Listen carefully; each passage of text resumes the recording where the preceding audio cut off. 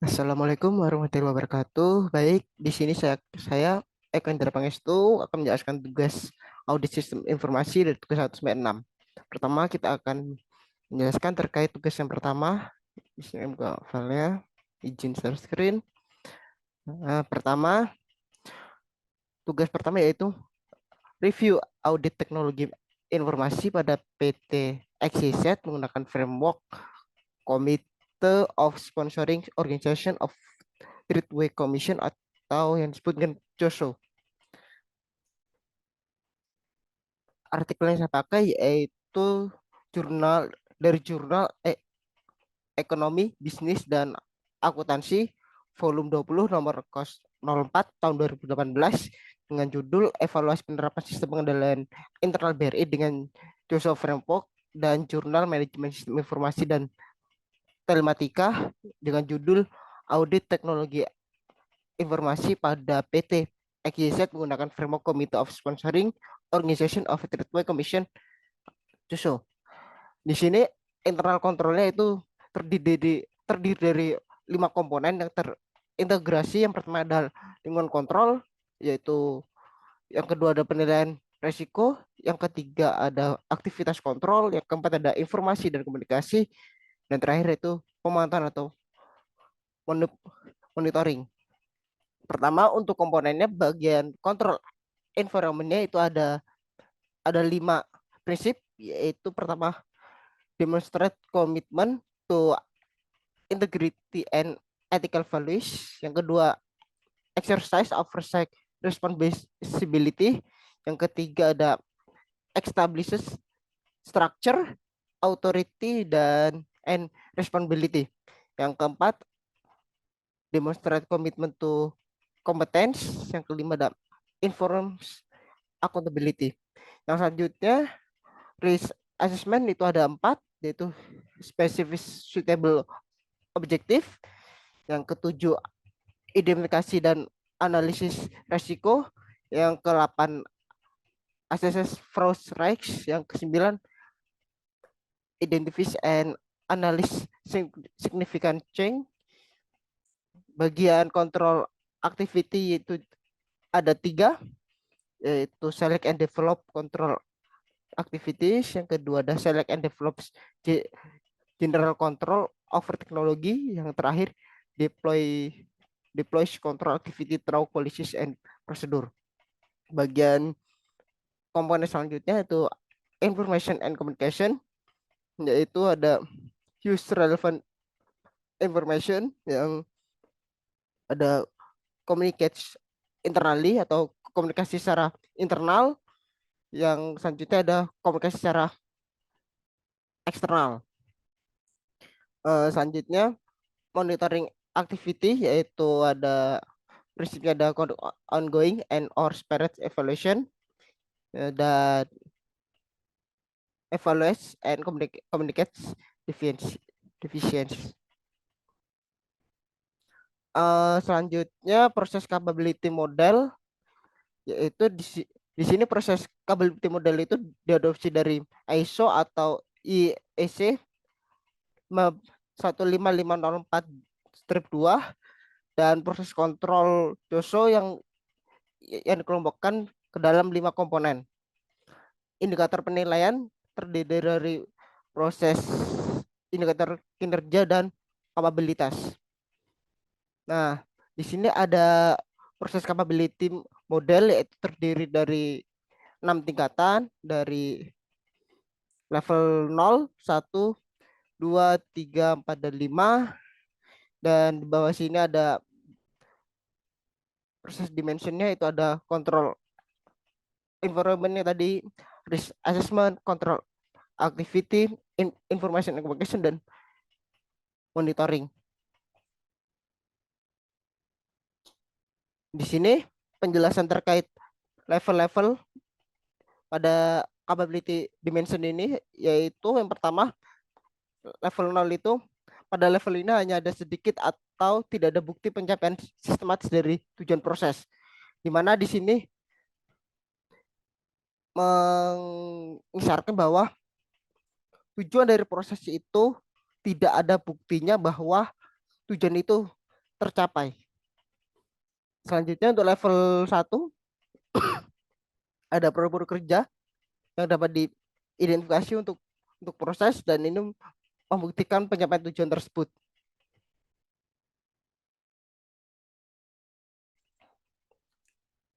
Level satu ini bahwa ada produk kerja yang bisa diidentifikasi di dalam prosesnya dan dapat dibuktikan bahwa ada pencapaian dari tujuan yang diinginkan.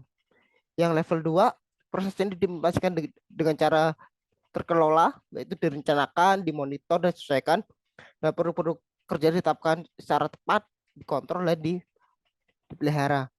Untuk level 3 yaitu established proses, yaitu proses yang diimplementasikan menggunakan proses yang ditentukan pada yang didasarkan pada proses standar dan mampu mencapai hasil prosesnya. Kalau yang level 4 yaitu proses yang didefinisikan dilakukan secara konsisten dalam praktik dan batasan kontrol yang ditentukan untuk mencapai tujuan proses yang dibutuhkan. Dan yang level terakhir yaitu ada optimism proses, yaitu proses itu terus ditingkatkan untuk memenuhi sasaran bisnis yang relevan dan yang diproyeksikan gitu. Nah, di sini ada hubungan antara tujuan dan komponen Joso, yaitu di mana kontrol environment ini ada operation, reporting, dan compliance hubungannya. Untuk risk assessment, control activity, information dan monitoring itu ada entity level, division, operating unit, dan function. Nah, di sini ada nilai rentang yang tadi dari level 1 hingga level 5. Untuk level 1 itu rentang nilai dari 0 ke 0,50. Kalau yang level 0. Kalau untuk level 1 dari 0,51 sampai 1,50. Untuk yang level 2 yaitu dari 1,51 sampai 2,50. Untuk level 3 dari 2,51 sampai 3,50. Dan untuk yang level 4 dari 3,51 sampai 4,50. Dan, dan yang terakhir yaitu level 5 dari 4,51 sampai 5,0. Nilai kapabilitasnya dari 5 ini level 1 itu 0, level 0 itu 0, level 1 itu 1, level 2 itu 2 dan seterusnya. Nah,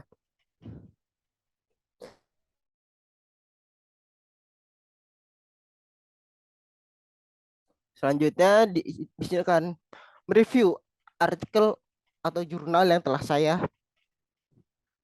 identifikasi sebelumnya dari yaitu di mana PT XYZ itu merupakan sebuah perusahaan yang bergerak di jaringan jasa penjualan, perawatan, perbaikan, dan supiadang sepeda motor di motor Honda di Indonesia. Standar kontrolnya yang digunakan dalam mengaudit PT XYZ ini yaitu menggunakan standar kontrol dari COSO. COSO yaitu standar kontrol yang fleksibel yang diaplikasikan dalam audit teknologi perusahaan. Nah, di sini ada alur audit SI-nya pada PT XYZ yaitu dari mulai ada selanjutnya ada perumusan masalah, masalah apa yang ada di perusahaan tersebut yang akan diaudit. Selanjutnya ada studi literatur baik dari perusahaannya seperti apa, standar kontrol yang akan digunakan seperti apa, dan pengumpulan data itu akan seperti apa. Digunakan ya selanjutnya ada pengumpulan datanya yaitu bisa menggunakan observasi, wawancara, dan kuesioner. Selanjutnya setelah mendapatkan data dari tiga cara tersebut, maka akan dilakukan audit teknologi informasi pada PT Ekisen menggunakan framework JOSO dan dianalisis datanya sehingga didapatkan laporan hasil audit TI dan selesai. Eh, Audit SI pada PT ini digunakan didapatkan data kuesioner dari terdiri 7 responden pada Departemen IT.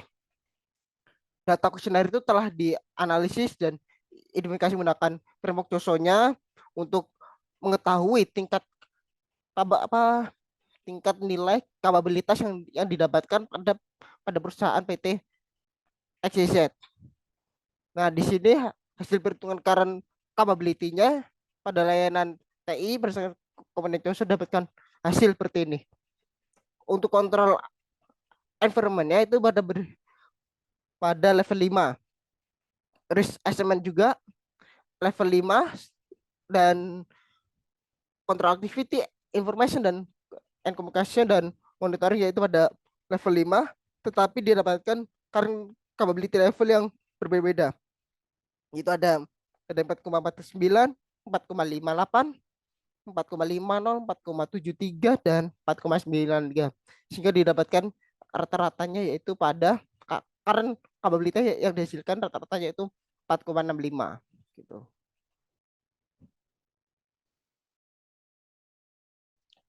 Hmm, ah, berdasarkan perhitungan capability level di atas kan didapatkan nilai rata-ratanya pada 5 menggunakan audit COSO. Bahwa dapat disimpulkan bahwa proses manajemen pada TI pada PT XYZ telah melakukan inovasi perbaikan secara berkala dalam meningkatkan layanan perusahaan. Pada analisis gap yang dihitung yaitu keseluruhan komponen JOSO yaitu ada expected capability level hasil responden dan hasil temuan. Hasil gapnya memiliki perbedaan nilai pada level 5 dengan 4,65 dan rata-rata pada level 4 dengan nilai 4,17. Sekian penjelasan pada tugas pertama. Selanjutnya kita akan menjelaskan tugas selanjutnya yaitu tugas 2. Saya stop share terlebih dahulu. Saya akan buka tugas 2-nya.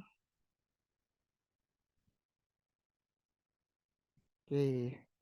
Pada tugas 2 ini terkait identifikasi audit SI pada pada masing-masing tempat kerja atau lembaga mahasiswa yang sudah bekerja. Di sini saya mengaudit SI website FKIP Universitas Lampung, di mana yang pertama define ininya apa namanya objeknya yaitu sistem informasi adalah salah satu sistem yang wajib dimiliki setiap perguruan tinggi swasta maupun negeri, di mana setiap proses dilakukan akan dengan sistem informasi yang merupakan salah satu penunjang penting dalam perguruan tinggi sebagai penyelenggara pendidikan. Salah satunya itu FKIP Universitas Lampung yang memiliki sistem informasi yang banyak untuk menunjang kegiatan akademik, mahasiswaan, dan kegiatan lain yang menggunakan sistem. Setiap kegiatan dijalankan. Skop-skopnya yang akan diaudit yaitu untuk mengetahui kelengkapan yang disajikan pada website, pengecekan keamanan pada SI pada website, mengetahui manajemen dan organisasi pada institusi tersebut, pengecekan hardware dan software dalam pengembangan website. Selanjutnya nomor 3 ini ada pengembangannya sistem yang dibangun dan dapat dijelaskan yaitu sistem informasi ini dibangun menggunakan konten manajemen sistem CMS yaitu website dengan memodifikasi pada bagian isi dan tampilan. Yang B, fungsi sistem informasi ini untuk memberikan informasi terkait program studi baik sejarah, berdirinya, visi misi, data dosen dan mahasiswa. Dan terakhir, website ini merupakan sub dari website besar yaitu FKIP Universitas Lampung. Dokumen-dokumen, tempatnya, dan peran tanggung jawab tim audit yaitu bisa dijelaskan di sini. Dokumen yang digunakan yaitu ISAKA atau yang disebut Auditing Tools and Technique Creating Audit Program. Tempatnya yaitu di FKIP Universitas Lampung. Peran dan tanggung jawab tim auditnya itu menyusun daftar kuesioner dan menganalisis data hasil wawancara pada instansi yang dituju. Yang terakhir ya di sini hasil kuesionernya ada beberapa hal atau komponen. Itu pertama ada management and organization, personnel policy, security, hardware, software. Didapatkan bahwa ada komponen pertama management and organization itu ada 5 pertanyaan terkait manajemen dan organisasi. Yang pertama yaitu apakah ada rencana TI strategis itu berbasis organisasi pada kebutuhan bisnis. Nah itu ada, sehingga di responnya ya. Apakah ada komite pengarah dengan peran yang jelas dan tanggung jawab? Itu ada, yaitu pimpinan sebagai komite pengarahnya. Apakah Departemen TI memiliki potongan yang jelas dan terdefinisi dengan baik sasaran dan targetnya jelas? Pasti ada di instansi tersebut, sehingga jawabannya ya. Apakah ada kebijakan prosedur yang sesuai terkait ke retensi catatan elektronik?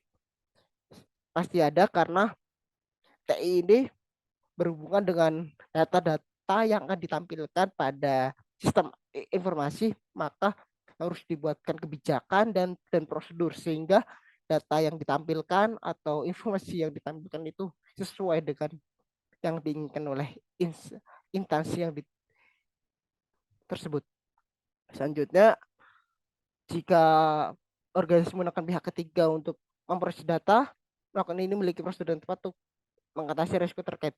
Pasti ya, karena kita di dalam security-nya nanti kita akan membutuhkan pihak ketiga, yaitu sebagai pengaman sistem informasi ini, sehingga tidak akan terhacking oleh orang luar gitu.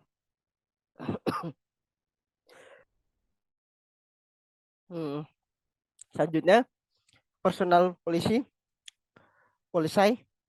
Pertama, di sini ada 5 pertanyaan terkait. Yang pertama ada apakah analisis kebutuhan pelatihan dilakukan berkala interval? Ya pasti, karena setiap periode kita harus ada pelatihan-pelatihan untuk meningkatkan kompetensi pengelola website tersebut. Apakah program pelatihan diadakan secara berkala untuk memperbarui pengetahuan? Eh, Jawabannya tidak, karena keterangan di sini belum belum belum dilaksanakan pelatihan secara terpadu. Apakah tanggung jawab dan tugas diidentifikasi dengan jelas? Itu belum atau tidak, karena SOP-nya belum ada untuk menjelaskan tugas dan tanggung jawab dari pengelola sistem informasi tersebut. Selanjutnya nomor 4, apakah karyawan dievaluasi seperangkat standar dari profil kompetensi untuk posisi dan evaluasi yang ada dengan secara prodik? Belum, karena di FKIP belum dijalankan evaluasi berkala untuk mengetahui kinerja pengelola. Yang terakhir, apakah proses izin keamanan organisasi memadai? Ya, sebuah instansi besar seperti FKIP sudah sudah pasti memiliki proses izin keamanan yang memadai gitu. Selanjutnya di sini ada security. Ini ada 5 pertanyaan terkait dan jawabannya ya semua, yaitu terkait rencana keamanan strategis yang disediakan terpusat ada arahan dan kendali atas sistem informasi, keamanan terpusat yang bertanggung jawab memastikan hanya akses yang sesuai ke sumber daya sistem, apakah ada sistem indoktrinasi atau pelatihan karyawan di tempat itu, termasuk kesadaran keamanan, tanggung jawab kepemilikan, dan persyaratan dengan virus. Keempat, apakah modul dan kunci kriptografi pemeliharaan prosedur ada dikelola secara terpusat dan digunakan untuk semua akses eksternal dan aktivitas transmisi. Yang kelima, apakah ada perubahan atas perangkat lunak keamanan bersifat formal dan konsisten dengan standar normal dengan sistem dan pemeliharaan. Selanjutnya, komponen hardware. Di sini ada 5 pertanyaan terkait, di mana 2 terjawab belum dan 3-nya ya atau sudah. Di sini yang belum yaitu terkait kebijakan organisasi untuk memutakhirkan perangkat keras berdasarkan perubahan teknologi, yaitu belum terdapat, di mana perangkat keras yang digunakan itu masih digunakan di bawah standar. Apakah selanjutnya apakah program pemeliharaan preventif yang efektif di tempat untuk semua peralatan penting? Belum terdapat SOP yang dalam pemeliharaan perangkatnya. Tidak ada berkas SOP-nya begitu. Yang nomor 3, apakah ada upaya yang wajar untuk memproses data dan perangkat keras jaringan yang kompatibel dengan yang ada di kan?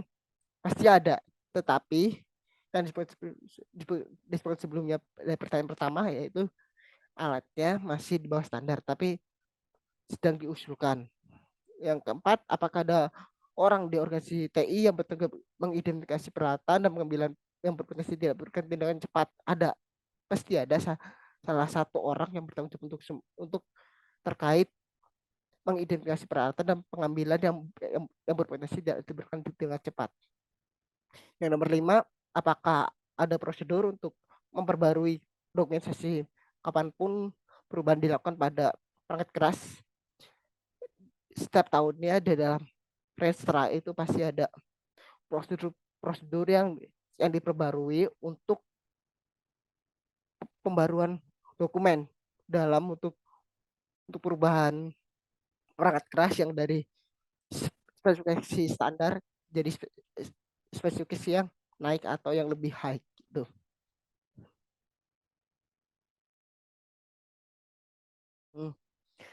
Terakhir, komponen software. Di sini pertanyaan pertama, perangkat lunak yang digunakan tercakup dalam lisensi memadai ya karena menggunakan CMS. Apakah kode sumber tersedia dan jika demikian dapat akses di level berapa? Ya, yaitu pada level 3. Apakah ada sistem untuk mendapatkan umpan balik pengguna dan melakukan tindakan yang diambil setelah itu pada manajemen? Belum ada tempat pengaduan atau layanan pengaduan pada website tersebut. Dalam kasus perangkat lunak yang dibeli, apakah ada perjanjian di dalamnya tempat untuk perawatan dan servis? Pasti itu ada perjanjiannya dan dokumen kerjasamanya. Dan yang terakhir, nomor 5, apakah ada prosedur untuk memperbarui dokumentasi kapan sebuah perusahaan aplikasi?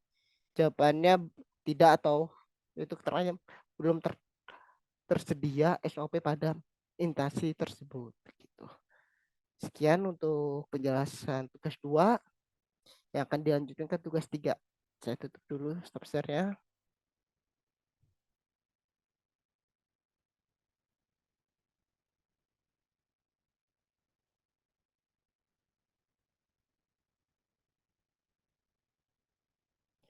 Tugas 5 itu terkait perencanaan audit menggunakan COVID-5 atau COVID 2019 gitu.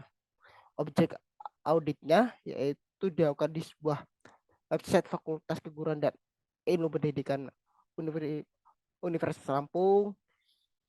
Website ini memiliki tujuan yaitu untuk mempublikasikan semua informasi baik terkait fakultas, pimpinan, data, visi misi, dan tujuan kegiatan, publikasi dan lain dengan dipublikasikan secara umum pada masyarakat luas. Di sini ada struktur organisasinya dari dekan ke wakil dekan bidang bidang masing-masing, ada bagian akademik, umum, dan mahasiswaan. Dekan dibantu oleh senat fakultas. Di bawah pendidikan itu ada dibantu oleh kepala bagian tata usaha yang, dan di sampingnya itu ada sub-sub unit juga yang membantu kerja dari pimpinan fakultas hingga ke pimpinan program studi gitu. Visi misi visinya FKIP pada tahun 2025 menjadi fakultas yang unggul dalam pengembangan ilmu pengetahuan, teknologi, dan seni dalam bidang pendidikan dan pembelajaran. Misinya yaitu ada 4, yaitu menyelenggarakan pendidikan dan pembelajaran yang kreatif dan inovatif guna menghasilkan yang ide baru untuk menghasilkan karya inovatif dan pendidikan belajar berdasarkan budaya akademik dan nilai-nilai berkarakter bangsa. Selanjutnya bisa baca misinya. Di sini ada melaksanakan kemitraan dengan antar lembaga tingkat nasional maupun internasional, melaksanakan pengabdian pada masyarakat dan pengembangan ilmu pengetahuan, teknologi, dan seni melalui penelitian. Nah, selanjutnya di sini kita akan menganalisis EG pada sistem website sistem informasi FKIP. Yaitu referensi yang saya gunakan untuk EG pertama yaitu EG 04, EG 05, EG 06, EG 07, EG 010, EG 12, dan EG 13. Di mana untuk EG yang pertama 04 itu finansial, EG 05 sampai EG 07 yaitu terkait customer, EG 010 itu terkait internal, EG 12 terkait growth, dan sama dengan 13 juga growth.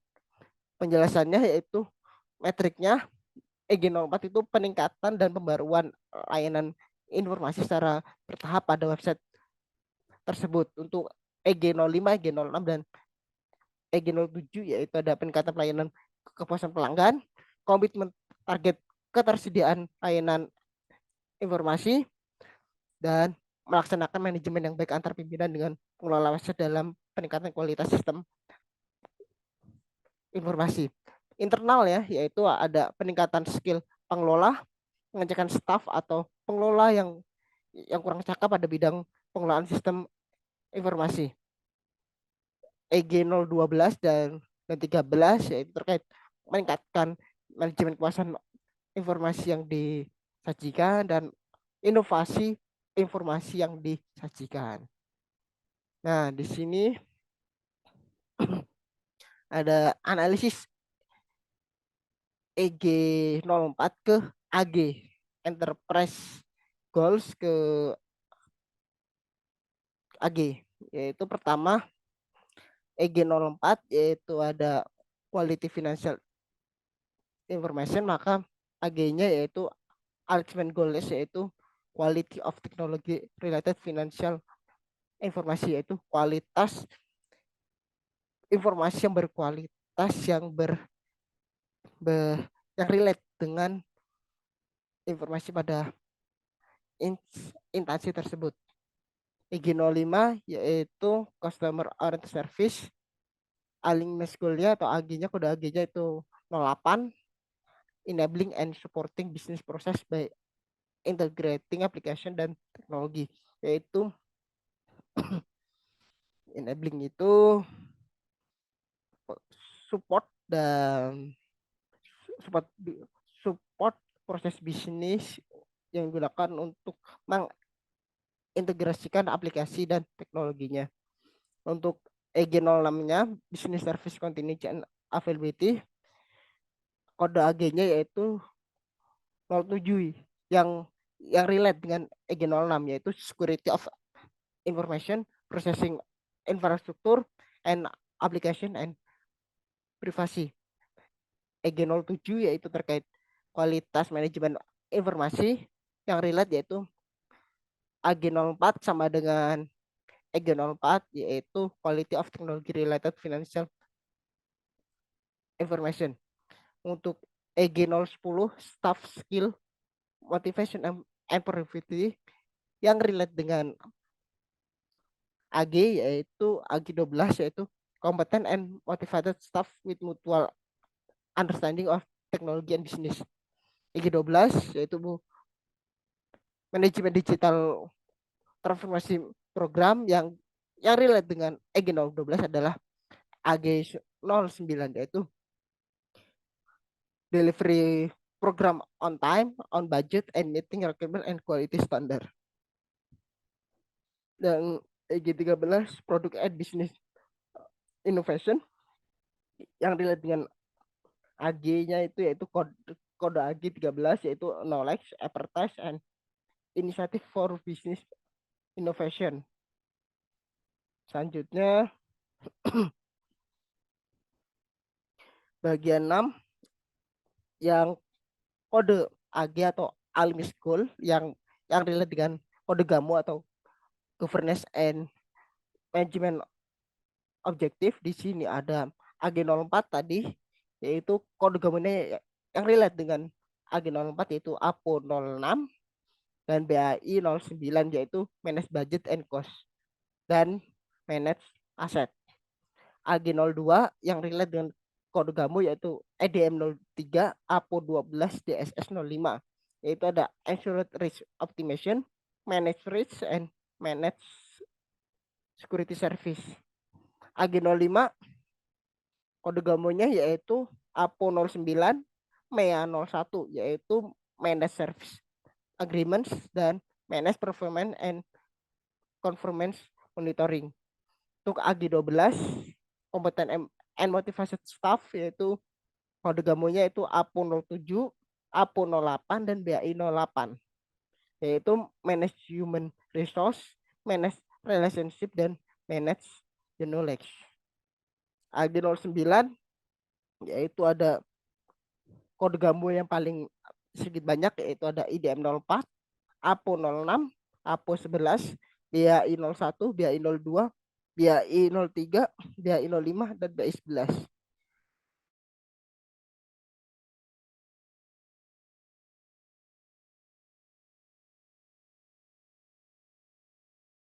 Yaitu Azure Resource Optimization, Manage Budget and Cost, Manage Quality, Manage Program, Manage Requirement Definition, Solution Identification and Goal, dan Organization Change.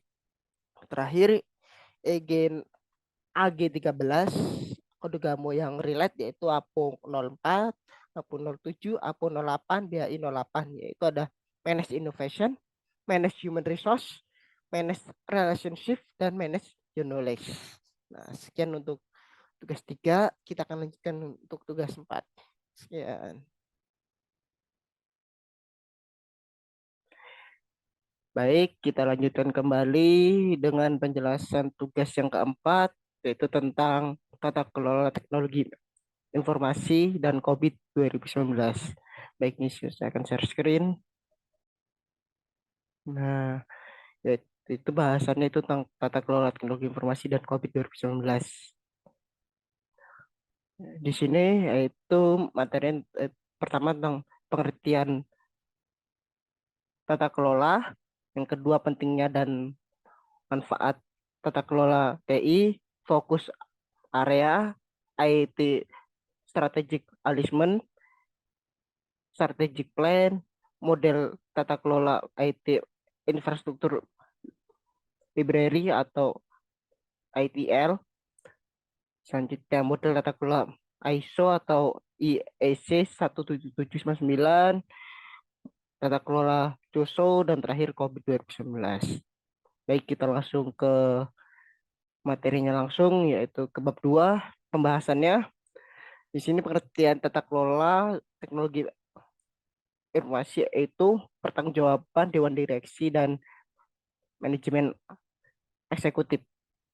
Hal ini merupakan bagian yang terintegrasi dengan tata kelola perusahaan dan berisi kepemimpinan dan struktur serta proses organisasi yang menjamin bahwa organisasi teknologi informasi mengandung dan mendukung strategi serta tujuan bisnis, yaitu menurut Van Gabergen 2004.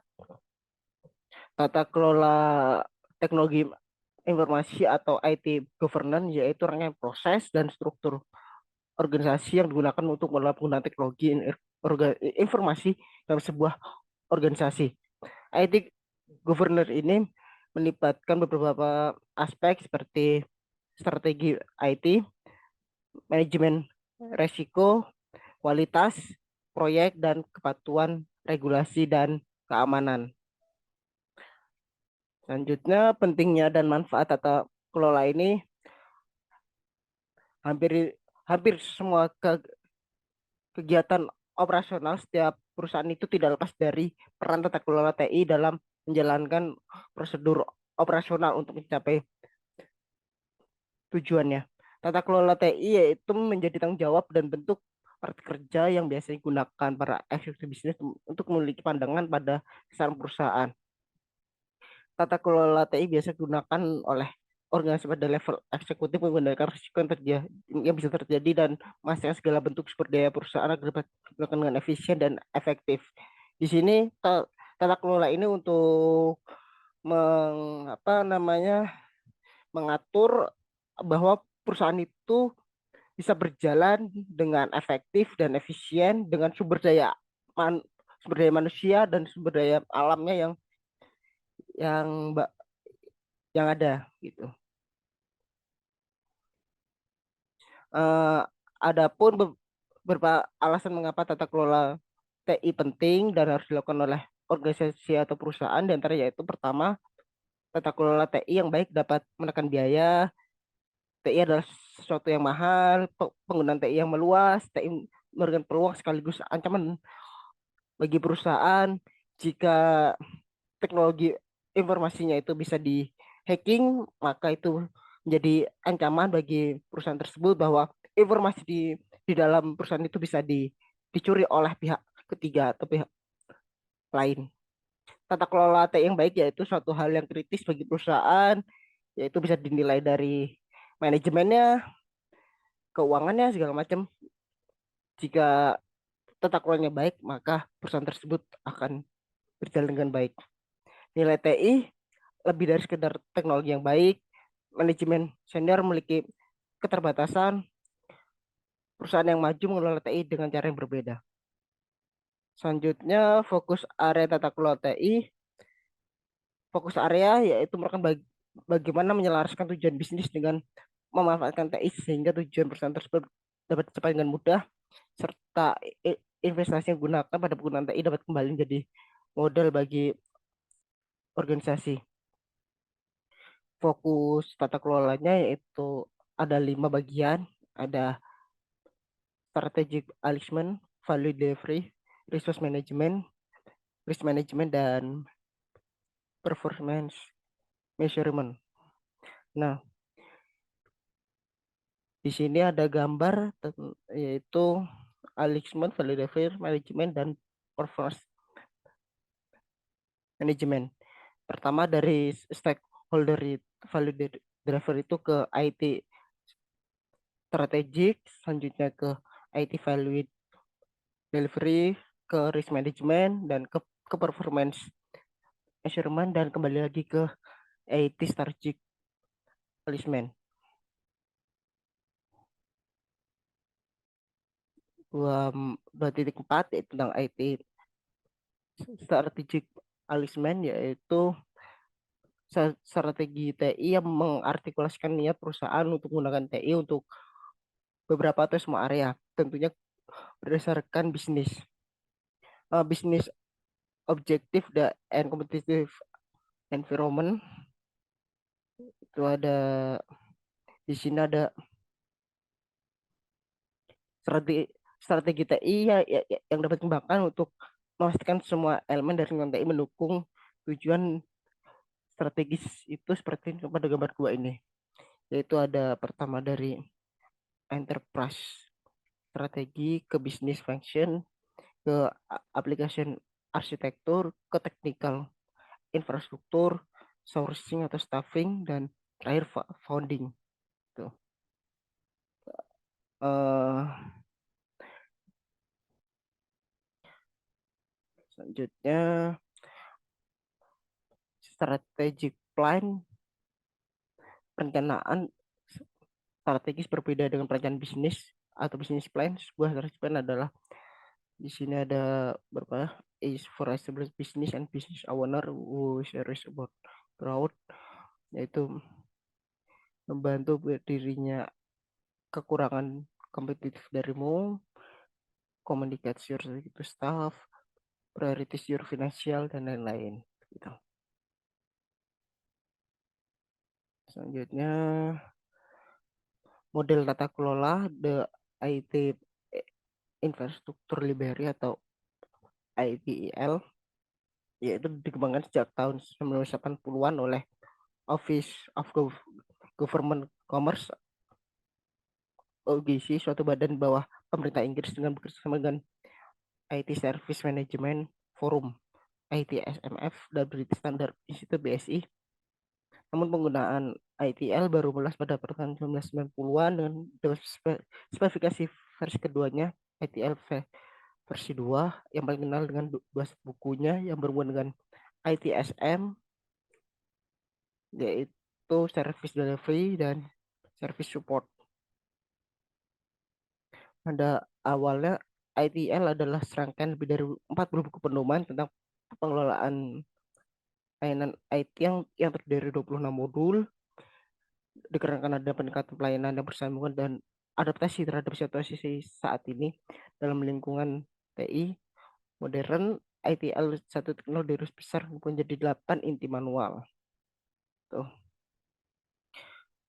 Di sini tujuan dari ITL yaitu pertama mengurangi biaya-biaya, meningkatkan ketersediaan, meningkatkan kapasitas, meningkatkan throughput, mengoptimalkan pemanfaatan sumber daya, dan meningkatkan skalabilitas. Kelebihannya yaitu netral, komprehensif, modular, dan pendekatan kualitas, efektif, biaya, bisa diaplikasikan secara menyeluruh, tersedianya alat pendukung. Selanjutnya, model tata kelola ISO atau IEC 17799, yaitu pertama kali diterbitkan pada Desember tahun 2000, dikembangkan oleh International Organization for Standardization ISO dan International Electrotechnical Commission yang awalnya adalah ISO IEC 27001.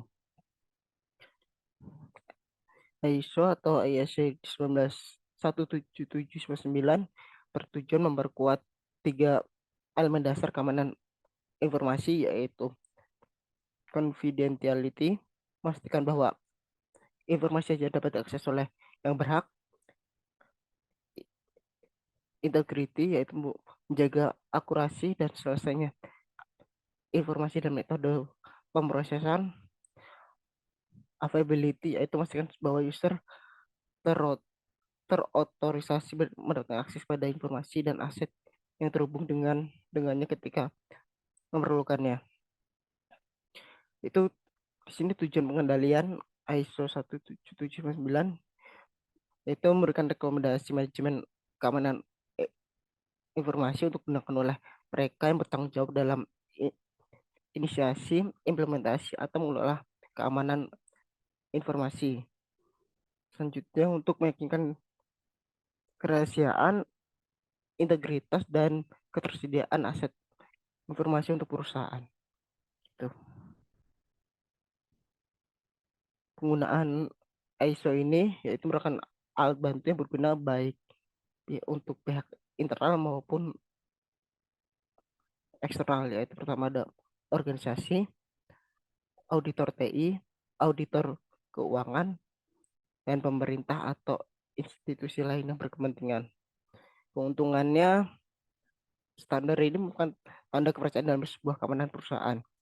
Manajemen kebijakan terpusat dan prosedur, menjamin layanan informasi yang tepat guna, mengurangi biaya manajemen, dokumentasi yang lengkap atas segala perubahan atau revisi, itu suatu metode untuk menentukan target dan mengusulkan peningkatan dan basis untuk standar keamanan informasi internal perusahaan. Selanjutnya itu model tata kelola TOSO, COSO yaitu dibentuk pada tahun 1985 yang tujuannya adalah untuk mengidentifikasi faktor-faktor yang menyebabkan kecurangan seperti penggelapan laporan keuangan dan membuat rekomendasi untuk mengurangi kejadian tersebut. Susu ini mempunyai misi yaitu memberikan pemikiran kepemimpinan melalui pengembangan kerangka kerja dan pedoman yang komprehensif tentang manajemen risiko perusahaan, pengendalian internal, dan pencegahan kecurangan yang dirancang untuk meningkatkan kinerja organisasi dan tata pemerintahan. Selanjutnya, framework COSO ini terdiri dari tiga dimensi, yaitu pertama, komponen kontrol COSO. COSO mengidentifikasi 5 komponen kontrol yang diintegrasikan dan jalan semua unit bisnis dan akan membantu mencapai sasaran kontrol internal dan adalah monitoring, eh, information, dan communication, serta kontrol activity, risk assessment, dan kontrol environment. Selanjutnya, sasaran kontrol internal yaitu ada operation, efisiensi dan efektivitas operasi dan mencapai sasaran bisnis yang juga meliputi tujuan performansi dan keuntungan, financial reporting yaitu persiapan laporan anggaran finansial yang dapat dipercaya, compliance, pemenuhan hukum dan aturan yang dapat dipercaya. Komponen lainnya yaitu unit atau aktivitas terhadap organisasi. Dimensi ini mengidentifikasikan unit atau aktivitas pada organisasi yang menghubungkan kontrol internal. Kontrol internal ini menyangkut keseluruhan organisasi dan semua bagian-bagiannya. Kerangka kerangka kerjanya yaitu COSO menetapkan definisi pengendalian internal, menjelaskan komponen-komponennya dan menyediakan kriteria terhadap sistem pengendalian yang dapat dievaluasi.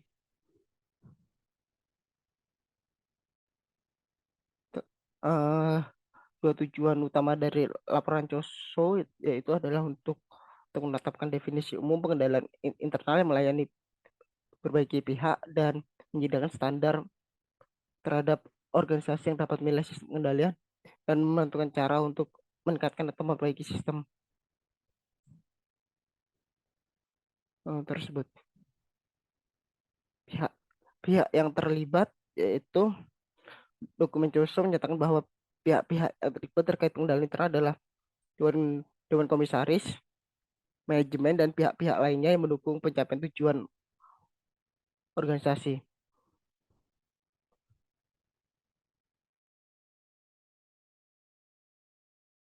COSO mengidentifikasi sistem pengendalian internal yang efektif meliputi 5 komponen, yaitu pertama penilaian resiko, yaitu terdiri dari identifikasi resiko dan analisis.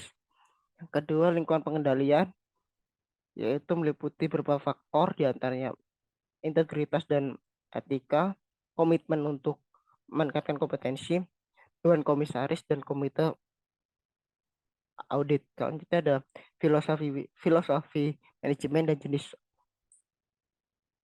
operasi, kebijakan, dan praktik sumber daya manusia. Selanjutnya, aktivitas pengendalian atau kontrol activity yaitu terdiri dari kebijakan dan prosedur yang menjamin karyawan melaksanakan arahan dari manajemen. Informasi dan komunikasi, dosen menyatakan perlu informasi dari dalam dan luar, mengembangkan strategi yang potensial dan sistem terintegrasi serta perlu data yang berkualitas. Pengawasan, yaitu pengendalian terus dilakukan sepanjang waktu, maka terus menyatakan perlu manajemen untuk terus melakukan pengawasan terhadap keseluruhan sistem pengendalian internal.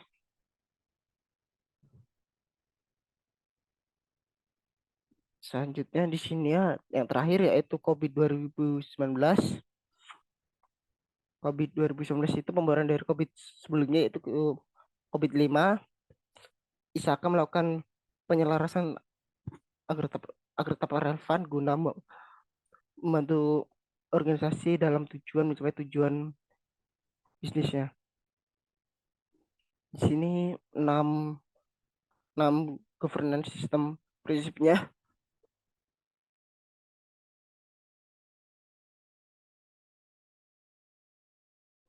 yaitu pertama ada provide stakeholder value, yang kedua holistic approach, yang ketiga dynamic governance system, yang keempat governance distinct from management, yang kelima tailor to enterprise need, dan yang terakhir end-to-end governance system. Tuh. Selanjutnya gambar 4 ini prinsip dari governance framework principle, yaitu pertama ada based on conceptual model, open and flexible, dan terakhir aligns to major standard. Tuh. COBIT core model, yaitu konsep dasar yang dijadikan sebagai tujuan tata kelola dan manajemen dengan aktivitas yang berkaitan.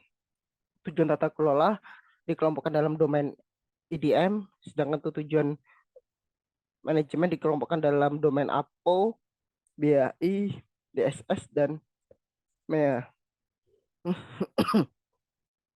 Komponen governance system yaitu terdapat 7 komponen, yaitu ada proses, organizational structure, principles, policies and framework, information, culture, ethic and behavior, people, skill and competencies, service, infrastruktur, dan application.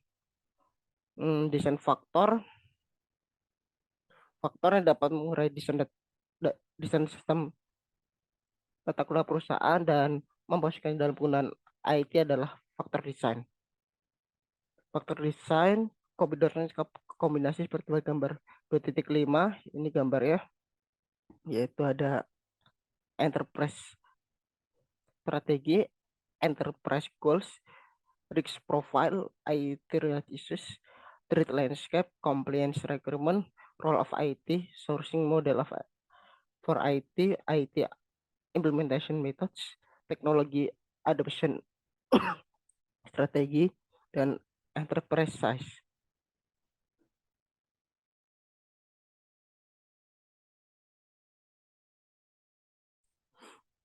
Untuk untuk COVID goal cascade-nya yaitu ada 4, yaitu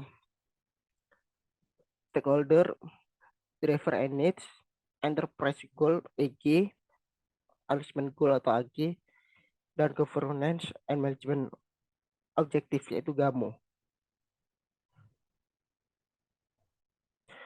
Level kapabilitas yaitu kapabilitas proses adalah proses untuk mengukur sebuah proses dalam mencapai tujuan bisnis saat ini ataupun saat mendatang.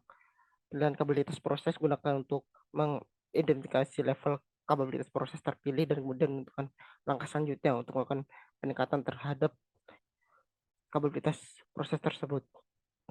Nah, di sini ada gambaran level kapabilitas pada COVID 2019, yaitu dari 0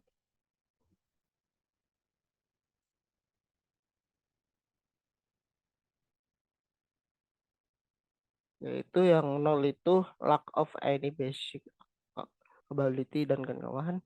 Dan level 2 yaitu proses atau less active is provide stroke the application of incomplete atau belum lengkap. Yang kedua, proses telah diterima application sebagai basic belum complete, diatur untuk aktivitas yang bisa mengkarakterkan performan. Yang ketiga yaitu the process archive is purpose is much more organized while using organizational asset. Proses typically are well defined. Yang keempat yaitu The process archive is proposed is well defined and is performant. Yang terakhir yaitu proses yang diterima itu sudah baik dari performanya dan lain-lain.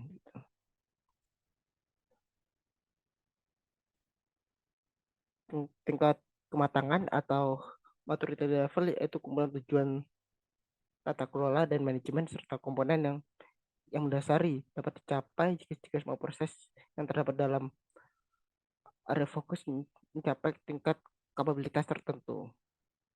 Nah, di sini ada gambar terkait maturity levelnya sama seperti kapabilitas, yaitu ada level 1 sampai dengan 5 dengan masing-masing capaiannya. Sekian untuk kesimpulannya. Tata kelola teknologi informasi mencakup beberapa hal terkait fokus area tata kelola, strategic alignment, dan risk plan. Eh, Selanjutnya, COVID itu adalah pembaruan dari COVID sebelumnya, yaitu COVID 5, yang dimana ISAK melakukan penyelesaian guna membantu organisasi dalam mencapai tujuan bisnisnya. Begitu. Sekian untuk penjelasan tugas keempat. Sekian. Assalamualaikum warahmatullahi wabarakatuh. Kita lihat kembali penjelasan pada tugas audit sistem informasi, yaitu pada tugas 5 terkait tata kelola teknologi informasi menggunakan COVID 2019 pada website FKIP Universitas Lampung. Ini cara share screen. Dan di sini hasil tugasnya yaitu sebuah paper tentang tata kelola TI menggunakan COVID 2019. Pendahuluannya, teknologi informasi atau TI dalam organisasi dituntut untuk selalu menyesuaikan dengan pengembangan data secara internal pun eksternal. Tata kelola teknologi informasi disesuaikan dengan informasi dan teknologi perusahaan, yaitu tata kelola berjalan efektif dan efisien dari segi teknologi jika dapat menghasilkan fungsi atau nilai, dan hal ini berlaku untuk semua ukuran dan jenis perusahaan. Layanan pengelolaan teknologi informasi saat ini perlu dengan evaluasi terhadap kematangan ketersediaan dari layanan teknologi sekarang dan meningkatkan ketersediaan dari layanan teknologi di masa depan. Evaluasi tata kelola TI yaitu menggunakan Control Objective for Information and Technology, yaitu COVID 2019 yang diterbitkan oleh ISAKA. Domain yang digunakan di dalam tujuan tata kelola yaitu ada 5. Pertama ada IDM, BAI, APO, MEA, dan DSS. Metodologi yang digunakan yaitu menggunakan panduan metodologi COVID 2019. Metode ini berisi tahapan yaitu studi literatur, identifikasi masalah, pengumpulan data melalui observasi atau wawancara, pemetaan sistem tata kelola, menyimpulkan desain sistem tata kelola, dan terakhir yaitu merekomendasi sistem tata kelola atas hasil kesimpulan desain sistem tata kelolanya. Bagian 2 yaitu tata kelola teknologi informasi, di mana tata kelola itu sebuah kumpulan dari berbagai macam metode serta aturan. Tata kelola dilakukan oleh organisasi atau perusahaan yang bertujuan mengatasi masalah pada organisasi atau perusahaan tersebut. Tujuan diadakannya tata kelola TI yaitu mengontrol penerapan serta menjalankan TI dengan strategi yang dimiliki oleh perusahaan serta mendapatkan keuntungan yang akan diberikan perusahaan dalam penggunaannya. Mengambil peluang memaksimalkan keuntungan penggunaan TI, implementasi sumber daya TI, dan yang terakhir yaitu manajemen risiko yang sesuai dengan TI. Nah, di sini framework yang digunakan yaitu COVID 2019. COVID itu dapat digunakan perusahaan dalam mengontrol penerapan TI dalam perusahaan. COVID 2019 yaitu evolusi dari COVID-COVID sebelumnya, yaitu contohnya COVID 5. Eh, Peningkatannya yaitu terdapat di beberapa bidangnya. Pengumpulan datanya di mana tempat pengamatannya itu atau lokasi studi kasusnya di instansi FIP Unila dengan komited dengan pihak terkait seperti dekan dan wakil dekan dan pimpinan bawah lainnya. Studi literatur yang lain-lain yaitu saya kumpulkan melalui e-book, dokumen visi misi, tujuan FKIP Unila, yaitu dokumen di sini yaitu rencana strategis 1 tahun FKIP Unila. Pemetaan domain COVID-nya di sini ada 4, ada stakeholder, driver and needs, enterprise goals, alignment goals, and GAMO atau governance and management objective. Nah, di sini hasil analisisnya, uh, desain sistem tata kelola ini menggunakan desain toolkit COVID 2019, yaitu di mana ada 11 faktor desain yang diisi. Pertama, di sini ada desain faktor yang pertama yaitu enterprise strategi, growth atau acquisitionnya kepentingannya itu nilai 3, inovasinya nilainya 5 atau cost leadership-nya 1, client service-nya 5. Di mana pengertiannya mengapa nilai growth-nya berada pada nilai 3, yaitu karena FKIP memiliki 3 kampus yaitu di Gedung Meneng, Polim, dan Metro, sehingga perkembangan SI itu sangat penting untuk menyebarkan informasi kepada mahasiswa dan rekrut tentang FKIP Unila. Untuk nilai innovasinya pada nilai 5, yaitu karena pada Renstra FKIP itu ingin menjadi fakultas unggul dalam bidang pendidikan, pembelajaran, dan pengabdian kepada masyarakat. Nilai cost leadership-nya berada pada nilai 3 karena FKIP Unila masih merupakan organisasi yang bergerak di bidang pendidikan, yaitu pendidikan tinggi. Sebagai pendidikan tinggi, FKIP tidak terlalu fokus terhadap pengelolaan keuangan, sehingga sumber keuangan masih sepenuhnya subsidi dari pemerintah, sehingga dari FKIP Unila kan tidak berfokus pada pencarian dana, karena dana ini sudah dianggarkan setiap tahunnya kepada pihak pemangku kebijakan keuangan di pemerintahan itu.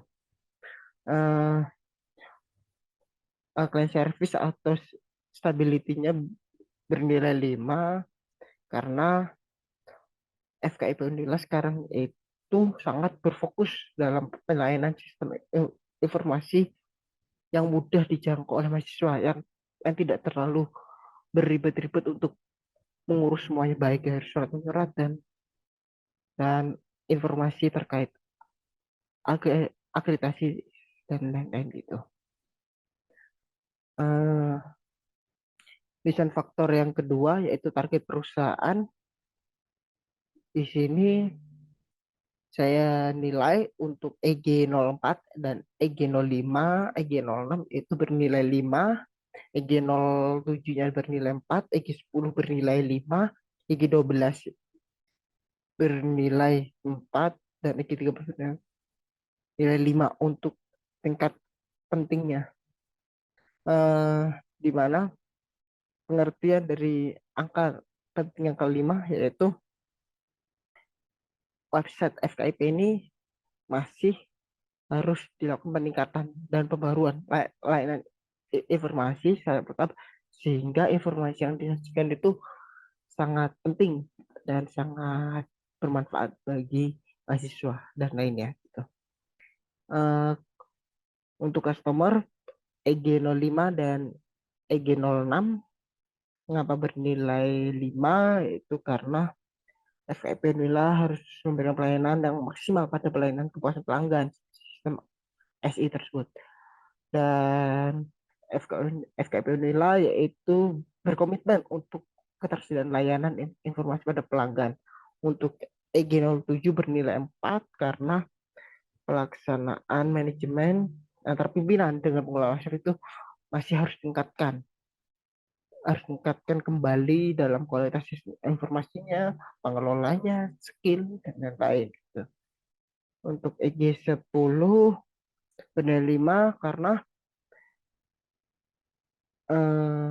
penting karena setiap instansi atau perusahaan itu harus memiliki program peningkatan skill sehingga pada website FKIP ini dia harus memiliki peningkatan skill bagi pengelolanya sehingga konten-konten atau website ini dapat dengan baik dikembangkan gitu. EG12 bernilai 4 yaitu karena manajemen kepuasan informasi yang disajikan masih harus kembali karena masih ada beberapa informasi yang kurang akurat. Pada EG13 yaitu bernilai 5 karena FKM menilai yaitu terus berinovasi pada informasi yang disimpan pada sistem SI tersebut, baik dari tampilannya, isinya, dan lain-lain. Profil resiko di sini impact-nya 4, likelihood-nya 3, di mana masing-masing dari skenario ini memiliki nilai berbeda, di mana pertama 12, 25, 25, dan selanjutnya sampai 25 yang terakhir. Di sini ada penjelasannya masing-masing yang dapat dilihat pada risk scanner kategori IT investment decision making, portfolio definition and maintenance memiliki statistik 12 karena jika salah kebijakan maka akan memiliki resiko besar dalam pengembangan sistem informasi dan lainnya bisa dipahami sesuai dengan uh, temuan pada audit SI tersebut sehingga bisa disimpulkan bahwa dari hasil-hasil ini dapat disimpulkan dengan beberapa keterangan atau temuan hasil auditnya begitu. Selanjutnya permasalahan terkait teknologi informasi. Di sini bagian pertama yaitu bernilai 1, bagian 2 bernilai 1, bagian 3 mereka bernilai 3, 2, 2, 3, dan 3 dan seterusnya. Di mana kita bisa sebutkan salah satunya pada input bagian frustasi antar entitas TI yang berbeda seluruh organisasi karena persepsi kontribusi rendah untuk bisnis memiliki kepentingan nilainya 1 yaitu tidak ada masalah. Di sini pengertiannya jika nilainya 1 tidak masalah, jika nilainya 2 itu ada masalah, tapi masalahnya belum serius, tapi untuk yang nilai 3 ini dia keterangannya masalah tersebut serius dan harus ditanggulangi gitu. Di sini untuk landscape ancamannya ada 2, itu high dan normal, di mana high itu bernilai 40% dan normal 60%.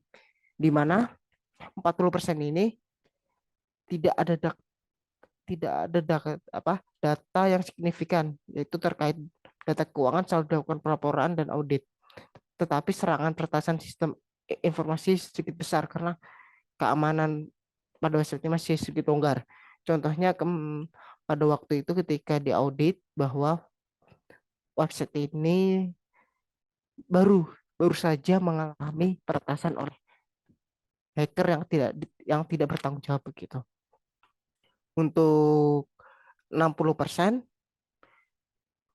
pengertiannya atau keterangannya yaitu jika terjadi peretasan dan update data lainnya selalu cepat dan ditanggapi dan diperbaiki oleh pengelola gitu. Kebutuhan kepatuhan di sini ada high-nya, value-nya itu ada high, normal, dan low. High-nya 15, normalnya 70%, dan low-nya 15%. Di mana high-nya 15% karena dari ketiga ketiga data ini disimpulkan bahwa website FKIP Unila ini memiliki kepatuhan yang ditetapkan oleh Universitas Lampung yang melalui peraturan-peraturan web jaringan dokumen dan informasi hukum atau disebut dengan JDIH. Peran teknologi informasinya yaitu ada support, factory, turnaround, dan strategik. Di mana untuk supportnya bernilai 5, factory-nya bernilai 3, turnaround bernilai 3, dan strategik bernilai 5, yaitu di sistem informasi di FKP nilai ini bersifat support untuk proses bisnis akademik non akademik. Untuk bernilai 3 pada factory, proses bisnis dan lain-lain, informasi di FKP nilai cukup mendukung berjalannya sistem informasi meskipun itu terjadi adanya kegagalan IT. Dan yang terakhir untuk strategik bernilai 5 karena mengapa bernilai 5? Karena FKIP Unila sistem TI-nya sangat-sangat kritikal dalam proses bisnis dan layanan yang ada mendukung kegiatan bisnis di FKIP Unila. Model sumber teknologi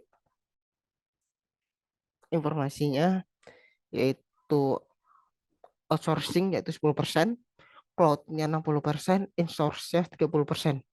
Untuk nilai 10% yaitu karena hanya memerlukan sumber daya yang sedikit untuk mengembangkan atau menghasilkan produk layanan. 30% karena menggunakan staf atau pegawai dari Unila sendiri. Untuk cloud-nya 60% karena layanan IT ini ber, mempunyai simpanan atau penyimpanan atau penggunaan penyimpanan menggunakan sistem cloud gitu. Metode implementasinya di sini ada agile, develop, dan tradisional. Untuk agile bernilai 20% itu karena pengembangan TI pada FKM nilai tidak melakukan tes pada pengguna, tetapi langsung dikembangkan dan digunakan oleh pengguna. Implementasi DevOps bernilai 40% karena sumber daya manusia di bidang TI yang ada di FKM Unila sudah cukup untuk pengembangan SI tersebut. Untuk metodologi tradisional bernilai 40% yaitu karena layanan TI di FKIP Unila memiliki tingkat kompleksitas yang cukup cenderung rendah sehingga metodologi cocok untuk diterapkan agar mempermudah untuk merancang dan manajemen kebutuhan gitu. 10 strategi adopt teknologinya yaitu first mover 10%, follower 60%, slow adopter 40%. Mengapa first mover? Karena di IT ini belum ada teknologi yang pertama kali yang diimplementasikan oleh FKM Unila. Setiap ada pembaruan aplikasi yang terbaru, maka FKIP Unila itu tidak bisa mengimplementasikan. Tapi untuk follower bernilai 60% karena sumber daya manusia yang ada di FKIP Unila ini bisa mengembangkan TI yang telah dikembangkan sebelumnya begitu. Dan slow adopter 40% karena tidak semua SDM di FK Unila mampu beradaptasi terhadap perubahan teknologi informasi, membutuhkan pelatihan bagi bagian besar sumber daya manusia tersebut. Ukuran perusahaan di sini ada sejarah dari FKIP Unila yang tidak berdasarkan yaitu di mana yaitu memiliki 30 program studi yaitu 19 program studi S1, 10 program studi S2 dan satu program studi S3 begitu. Nah, di sini hasil desain tata kelola teknologi informasi di mana COVID 2019 yaitu menjelaskan terkait tingkat prioritas dengan tingkat kemampuan yang diharapkan. Sasaran tata kelola atau manajemen yang mendapat skor atau prioritas 75 atau lebih tinggi akan membutuhkan tingkat kemampuan 4.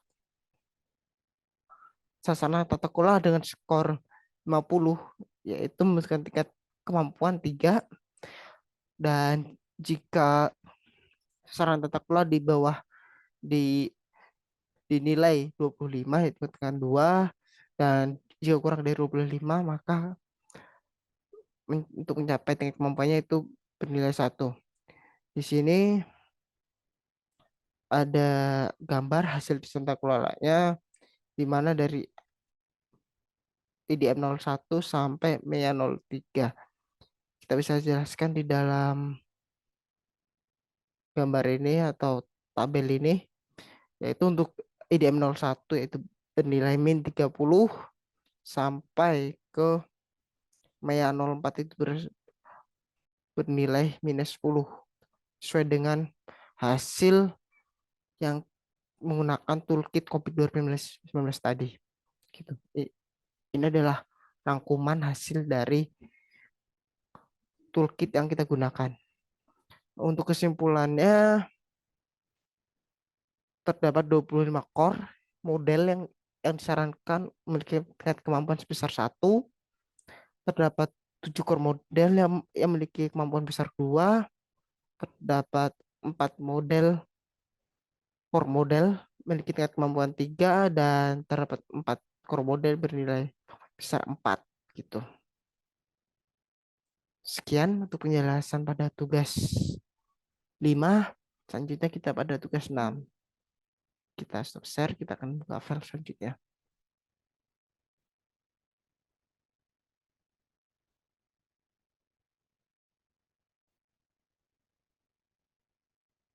Baik, di sini saya akan menjelaskan tugas terakhir yaitu pada tugas 6 terkait pembuatan kuesioner dan penyebaran kuesioner tersebut dan dianalisis hasil kuesionernya.